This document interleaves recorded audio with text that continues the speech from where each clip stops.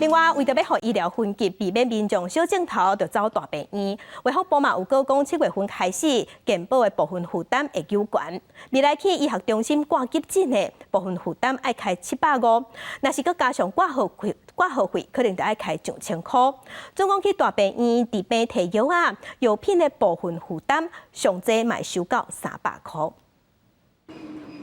未来民众看病摕药啊，都要加纳钱啊。卫福部预告讲，健保部分负担的新制，上紧对今年的7月开始，去医学中心的急诊挂号费加上部分负担，要超过1000。有需要的时候还是要去啊，那个不会因为多了这么一点钱就不去急诊，因为急诊通常就是因为很紧急才要去。小病的话，就地附近的诊所啊。那假如除非是有真的紧急的病的话，真的也是需要大医院。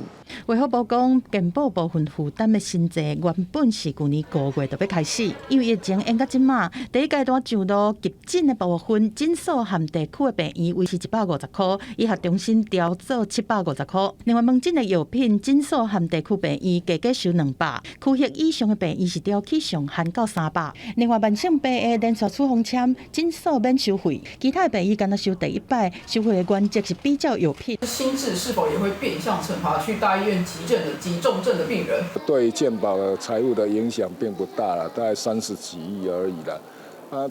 推这一个部分负担的用意，主要是说看看能不能尽量来促成一个分级医疗，那大家不要小病就往大医院走。